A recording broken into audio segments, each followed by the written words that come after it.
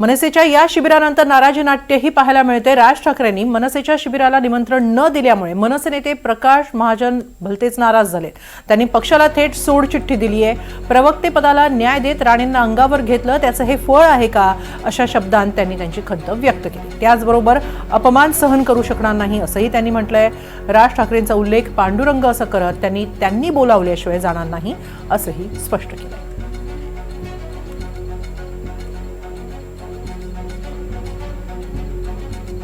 मी आज एक स्पष्ट सांगतो, महाराष्ट्र नवनिर्माण सेनेच्या प्रत्येक सैनिकाला वर्तमानात आणि भविष्यात सुद्धा अभिमान वाटेल, गर्व वाटेल की प्रकाश महाजन नावाचा कोणीतरी प्रवक्ता आपल्यात होता। प्रकाश महाजन नावाचा कोणीतरी कार्यकर्ता होता ज्यांनी या महाराष्ट्रातल्या बलाढ्य राजकीय नेत्याशी एकटी झुंज दिली।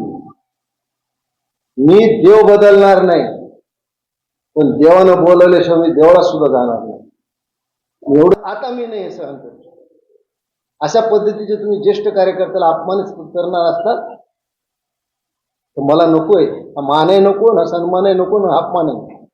होता या शब्दाचा अर्थ नाही कळला। आता तुम्ही प्रवक्ते नाही सोडले। मी नाही, ज्या प्रवक्त्यामुळे मला एवढी मानहानी पत्करावी लागली, ज्या प्रवक्त्यामुळे मला नारायण राणे सारख्या बलाढ्य राजकीय माणसाने फेसबुकवर धमक्या दिल्या, काय करू मी? काय करू त्या प्रवक्ते? याचा निवृत्ती म्हणाली का? नाही, काय करणार माणूस? अशी वागणूक मिळत असेल तर घरी बसले बस। म्हणजे आता काका घरी बसला, घरी बसला। पक्षाचं